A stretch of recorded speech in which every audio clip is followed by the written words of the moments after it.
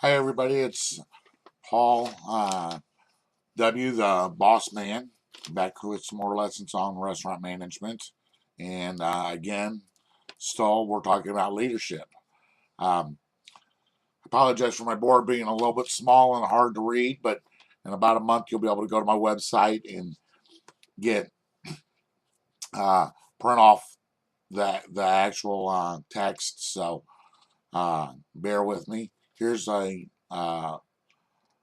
website, www.theboss.rocks.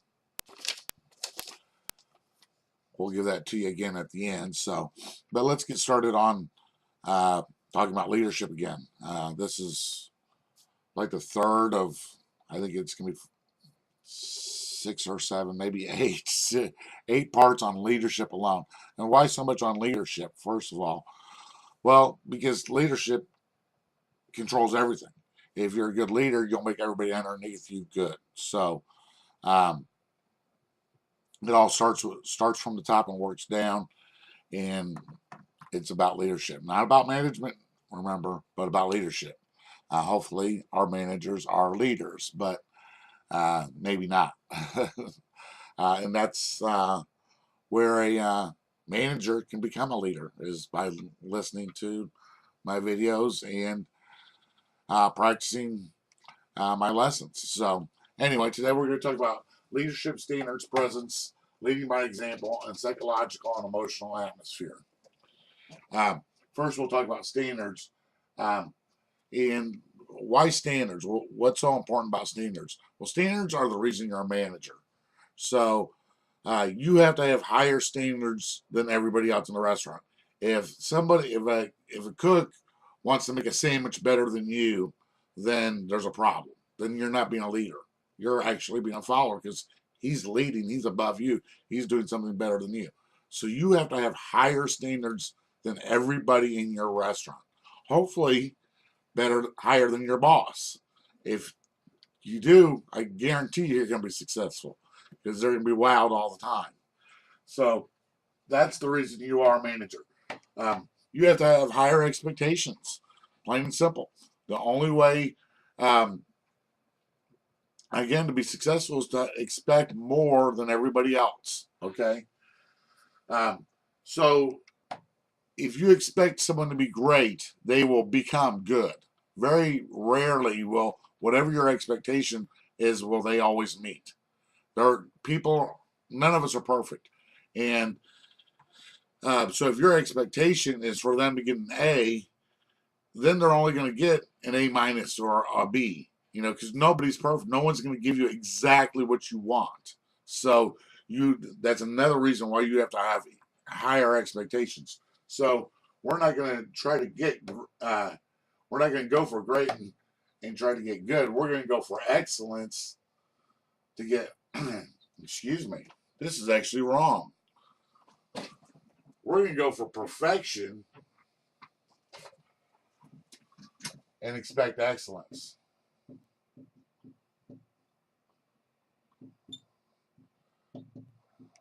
Wow. See, we're not all we're not always perfect. Excuse my sloppy handwriting there. So we're going to go for perfection and expect excellence. But it's not only about having higher standards. Um, and why is that? Standards involve everything. Okay, so it's not just about that. It starts with the interview.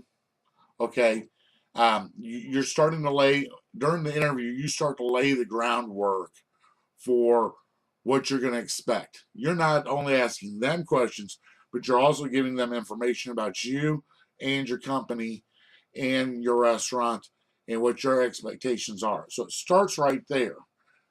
If you allow, um, somebody to show up a half an hour late for an interview and don't seem to make a big deal about it, I'm not saying you have to create a big deal about it, but you have to let them know that it's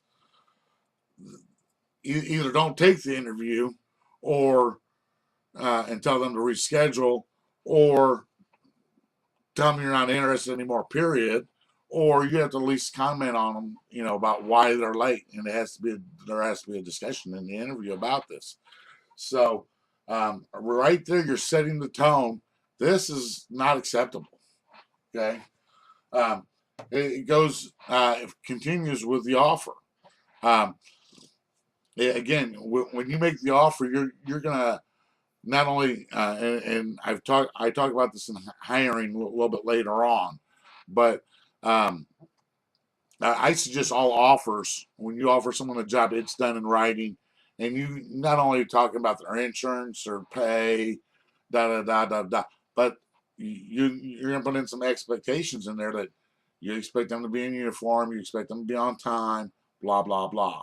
So, okay, and then to actually hiring, um, you pass out the offer, then you actually hire them. You're gonna let them know again some of the expectations. Of course, during training, you're gonna. That's what training is all about: is setting expectations, passing on information, and setting expectations. So, of course, it's going to occur during training. Um, Next, you're going to expect the same of yourself. If you don't allow your people to show up late, and you show up late, um, you're gonna have a problem. Okay, so you have to expect the same of yourself. You have to expect the same of your product. Remember, product is the number one reason people come eat at your restaurant. So it's got to be excellent. You have to have really high standards with your products. Of course, you can't have a great product with crappy ingredients. So when you're buying, you can't. We're not magicians. You can't take a crappy ingredient and make a great product of it. It might taste okay, but is it healthy for you? Is it low calorie? There's going to be drawbacks. There's a reason why that product's the cheapest product. So, um, whatever reasons it might be, um, your ingredients have to be match your product. Okay, so uh, Roman numeral 2 is leading by example. It's funny. Everybody's heard of this term from the time we're probably 12 years older and up. But it's amazing how many times you promote somebody from a supervisory role or a head waitress or waitress, um, head waitress into a manager or a waitress into a head waitress position. The lower um, ranking management or supervisory positions, how many times they think they don't have to work. They don't have to set an example. Oh, I'm the boss now. I don't have to do this now. BS. Okay. You're getting paid to work just like anybody else. Okay. And if you're not setting that example, you're going to fail. Period. Okay. And why is this? Is you're not being a true leader. We talked about that in the past. Is being a true leader and everything. Um, there's a difference between a manager and a true leader. Your desire should be to become a true leader. Okay, um, that's what set an example. Get where it takes you is to becoming a true leader. It makes everybody's job easier. If you got 9 people working on shift tonight and you're number 10 people can do the job easier than 9 people. That means you've got to be helping your people. No, it may not be your a fourth cook or second cook or a third waitress, but you're going to help each area of the restaurant. You're going to help the waitresses. You're going to help the hostesses. You're going to help the cashiers. You're going to help the cooks. You're going to help the expediters. You're going to help the drivers. You've got to be part of the equation. And it also eliminates excuses from the employees. If you're right in there with it, you're up to your elbows with them, and you're busting your butt, and you can expect the same thing of them. So if you're not in it, you're sitting in the office doing payroll or whatever. Uh, during your rush, in particular, I'm talking about here. You got to be out of the office. I mean, there's a time for office work, and there's a time not for office work. And the managers that spend too much time in the office end up having problems with their staffs. And then the last reason is morale. I mean, do you want to work with somebody or do you want to work for somebody? I think all of us would agree we'd rather work with somebody. So those are all reasons you lead by example. The next thing we're going to talk about is atmosphere. And the first part of atmosphere we're going to talk about is the psychological part of it. Is you're going to be very straightforward and very honest. No head games. None. You're going to call brown, brown, and blue, blue. You know, just because somebody goose up in a night, they did a lot of things right. You got to put in perspective what they've done well and what they haven't done. So you're very honest with your employees from the very beginning. Okay. Try to understand the other's point of view. Teenager comes to you that works for you at night and says, "Hey, my family's going out of town for Christmas, and I need 4 days off." Well, those 4 days happen to be Friday through Monday. Wow, those are really crappy days to be gone from a restaurant. Those are the two or three of the busiest days of the week. This isn't good. Well, initially you begin to think, no, you can't go. But remember when you were a teenager, did your parents ask you if you could go? No, they told you were going. It didn't matter if you were 16, 17, or 18, you were still going. So don't put, see things from their point of view and everything. So, give that employee that day, those days off, and figure it out what you need to do. Maybe you need to bring some people on a little bit later, get extra prepared, or a little bit earlier to get extra prepared. They may need to stay a little bit later to get the cleaning done. But make it work, and be understanding of what the employee feels like. Everybody has different buttons. I may yell at you because you'll respond to that. Another person, if I yell at them, they're going to yell back at me. We're going to fight and we're just going to get nowhere. Now, of course, an employee that yells at a manager is apt to get fired, to be really honest, or written up or whatever. But the manager's in control. So you got to know as a manager what you can do to each employee to make them react the way you want them to react. Sometimes you can be just straightforward with them and just ask them to do something. Many times I've asked people to do something and they said no. I said, well, I was just asking to be nice. Now I'm telling you to do it. So you can have it however you want, but you're going to do it. You've got to know your staff, and know each person. And each person is a little different. You're going to treat them a little bit differently. You want to have the same, well, I'll get into that in a minute. No two people are the same.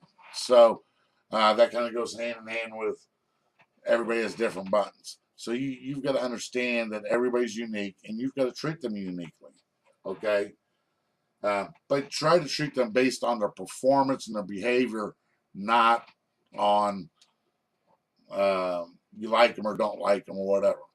Remember, everything when you're dealing with people and managing people, and leading people, everything needs to be performance based and results based, behavior based. And if you stick with that, you're going to be in pretty good shape. Try to treat everybody as close as possible, close to the same as possible.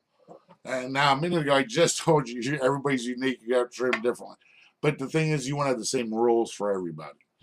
And, if you expect Johnny to be on time, you don't expect Sally to be on time. So you're expecting the same results from them. Okay. Now, we all know in reality that Sally does twice as much work. Well, let's say 50% much more work than Johnny does. She's just far more productive. She's got a speed that exceeds Johnny's. Johnny's, maybe he's still learning, maybe he's unmotivated, whatever. But you still, and you may lead on Sally a little bit more, but at some extent, remember, you've got to reward her a little bit more too. That means she's just going to make a little bit more money. When she comes to you and says, "Hey, I need that Saturday night off," you're going to give it to her. Um, so again, it's performance based. So even though you're trying to treat everybody the same, you're also going to treat them. Yeah, you treat Johnny the same as you would Sally if they did the same exact performance and performed the same, got the same results, and behaved the same. So, but in the rules and standards are the same for everybody. So, next under atmosphere is the emotional atmosphere of the restaurant. Is there a lot of intensity? Is it stressful? Nobody wants to work, and it happens all the time in a restaurant. Every Friday or Saturday night from 5 to 8, almost every restaurant's a little bit hectic, a little chaotic. It's your job as the managers. That's the Super Bowl. That Friday, Saturday night, 5 to 8. That is, for most restaurants, that's Super Bowl time. That's when you have your best people in their best positions. You have extra people scheduled because you expect to be extra busy because it is Friday and Saturday. And some of you are probably sitting there thinking, extra people scheduled? Yeah, extra people scheduled. Because you know what? And this is a proven fact for me. If you kick butt and have a really well-organized restaurant that runs really smooth on Friday and Saturdays from 5 to 8, those people are coming back. Because if you can handle from 5 to 8, Mondays, Tuesdays, Wednesdays are a breeze. And that's the day you have the most people come in. You do, probably Fridays and Saturdays is 50% of your sales those 2 days alone. So, or at least 40, I would say, in most restaurants. Every restaurant's different, but in most restaurants, I will tell you that you're talking about 40% of the sales, maybe a little bit more on Friday and Saturday sales combined for the week. Okay. So if you're kicking butt during that time, the rest of the week's number one is going to be a breeze. Number two is those customers are going to come back, and you're going to get all your sales are going to go up on all days of the week because if they're happy on Friday and Saturday, they're probably going to come back during the week too. So, and that's a good measure of a good manager is how well do you handle the busiest lunch, dinner, rush, or whatever in your restaurant. How well does it run? Is it chaotic? Is it running really smooth? Our kitchen time's good, our service time's good, so on and so forth. Okay. And nobody wants to work in an intense, stressful environment. Are you serious? Are you serious, or are you too serious? Sometimes as a manager, our fortes are to deal with people. You got to be able to laugh a little bit and work because they laugh. You've got to be able to let your hair down a little bit. I'm not saying you got to break the rules, but you got to be able to laugh a little bit, have fun with it. The job's supposed to be fun. It's food and people. That's all you're dealing with is you're dealing with people, whether they're employees, and then food, okay, which doesn't talk back to you and doesn't give you any lip. So the food part's pretty easy. And then customers. And, customers are really generally pretty easy usually to handle. Once in a while we get some difficult ones, but for the most part, they order food. You bring them what they ordered exactly. Okay, that means if they said no tomatoes, that means no tomatoes. You bring it to them in a timely fashion, and they pay you for it. It's really a pretty simple concept, So the only difficult part it makes is dealing with the employees. Okay, and that shouldn't be all that difficult either, especially the way I'm helping you. Okay. Number 3, have fun. I just covered that too, so I'll just go ahead and skip that one. We covered that, but race. I'll give you some examples how you can make things more fun. Say you and a cook are making the same product at the same time. You're both making a hamburger or whatever. Race them. Say, hey, let's go. Let's see who's got it. Can you beat me? Make it fun. You know, if he beats you, you know, give him a little something. Yeah, you got to give him at least a pat on the back. Um, but you might give him a little something, maybe his dinner for free that night or something, or half price off, or it depends on your store's policy. But give him a little something. He beat you. Um, uh, what else can you do? I like doing contests and incentives, especially for suggestive selling. Um, um, a lot of it's just your demeanor. Can you laugh at yourself? You know, well, there's nothing will make the restaurant laugh harder than someone making fun of the boss and getting one over on the boss. But you got to be able to laugh at yourself and not get upset that, hey, someone pulled a joke on me or someone pulled a prank on me or whatever. You know, um, you got to be able to take your licks too. Okay, so um, and then the other thing is constantly driving. That one thing a manager should always be doing is trying to constantly improve, not just himself, but the restaurant and each member of the staff. Everybody can get better. So uh, you've got to constantly be trying to get quicker times, better quality, better appearance. Um, get people to learn more. When someone masters one station, move them over to another station, have them learn that station. Everybody should learn the job above them, and everybody above them should try to get the person below them to learn their job. So when all hell breaks loose, you've got a backup. Or if someone quits, you've got a backup. You're ready to go. Okay. And the last one is presence. And then this is one I think is kind of funny, especially when I first take over a restaurant. I always crack up when this happens. Is what happens when the staff sees you come in the door? Are they like, oh shit? Do they act surprised?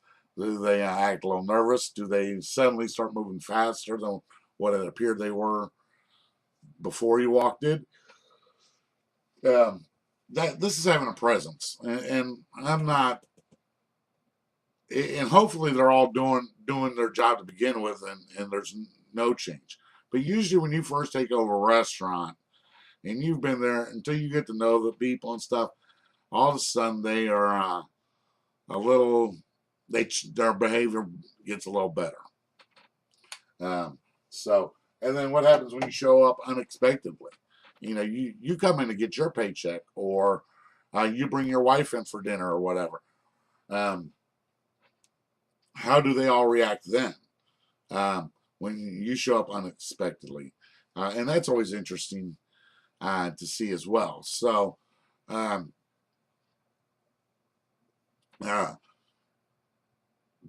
the point is they respect you. You're all of a sudden your presence has commanded respect.